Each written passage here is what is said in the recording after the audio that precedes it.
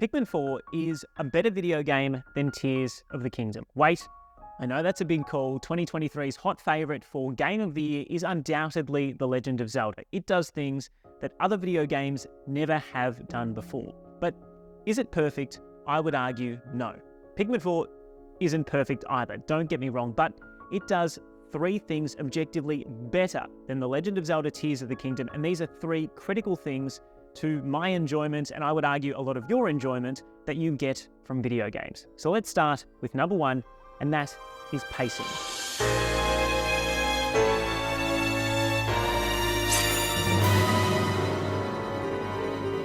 I don't know if I played The Legend of Zelda Tears of the Kingdom incorrectly, but I found the first 50 hours or so to be awe-inspiring as I was exploring this new and modified world, coming across tougher and tougher enemies, finding new materials that I could fuse into tougher weapons that took down even stronger enemies that I could then take into dungeons and shrines and feel like I was the legend that Hyrule deserved. But after those first 50 or so hours, once I had beaten those first 5 main dungeons, it really felt to me like the game ran out of steam.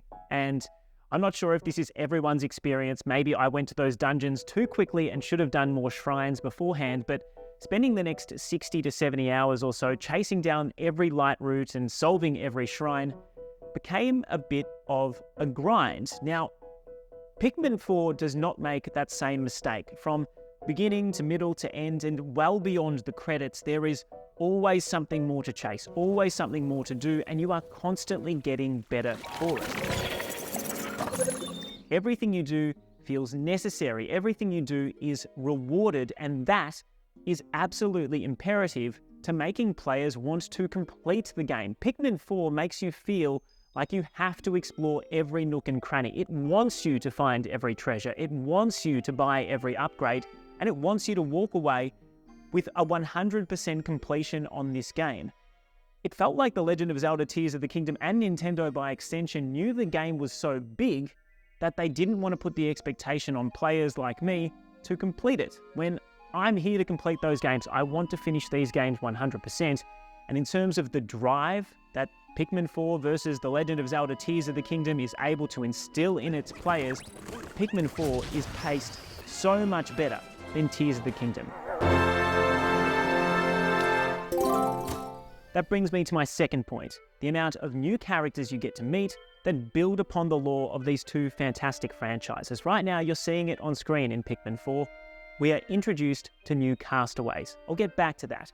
Tears of the Kingdom, yes, obviously resides in the same Hyrule as Breath of the Wild. We weren't expecting them to completely overhaul the characters and the people that live in this world, but I would argue that we aren't introduced to enough new characters. Yes, there is a new story, but beyond that, if you visit the towns and villages along the way, you're largely meeting the same NPCs. There are a couple of new characters here and there, but certainly not enough that I would say that any are more memorable than those that we were introduced to 6 years ago in Breath of the Wild. Pikmin 4, again, does not make that mistake. These castaways that they bring in do a fantastic job of not only giving you the opportunity to meet these colourful new characters, but also building upon the lore of the world. It's not just old characters like Captain Olimar and, spoiler alert, a certain who helps develop this narrative even further after the credits roll. It's just brand new side characters like a TV crew who are visiting this planet because they think it would make a great place to make a documentary. All of these little things contribute to the lore of Pikmin, to expanding the series in a way that I don't really think Tears of the Kingdom achieved when it had a great opportunity. No survivors! And my final point has to do with the economies of these games.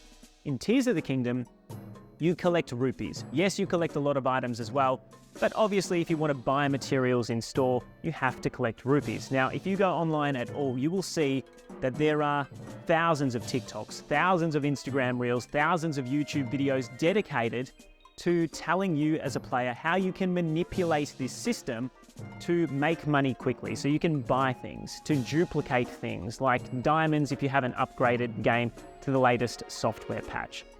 All of that is totally fine. Gamers will always do that, but it does highlight a problem with that game, which is you do not earn enough money through side quests and main quests to buy the materials that you might want. You have to proactively seek them out through alternative means. And then rupees really only have that one use. Pikmin 4, again, has a much more layered system. The currency of this game is something called raw material. You can find this in the open world, you can get it for completing side missions, and it has two uses. You can either spend it to upgrade your character, or you can use it in the world to construct things like bridges and climbing walls so you can reach new areas. If you do too much of that, you won't be able to buy the items that you want to upgrade your character. And if you buy too many items, you won't be able to progress into new areas in the open world. And that choice is critical. It actually forces you as a player to make a selection, to make a decision and decide how you want to progress, what is most valuable to you. And because they knew how many of these raw material you would need to fully upgrade your character and fully explore the world, they were able to space that out so perfectly so that you didn't have enough at any one time. You were never short of raw material, but you also didn't have so much that you were progressing beyond what the game wanted you to achieve. I have now 100% of this game, and I only fully upgraded my character as well as that dog Ochi within the last hour or so. It took me 35 hours to complete this game, and I was still perfecting my character to the very end.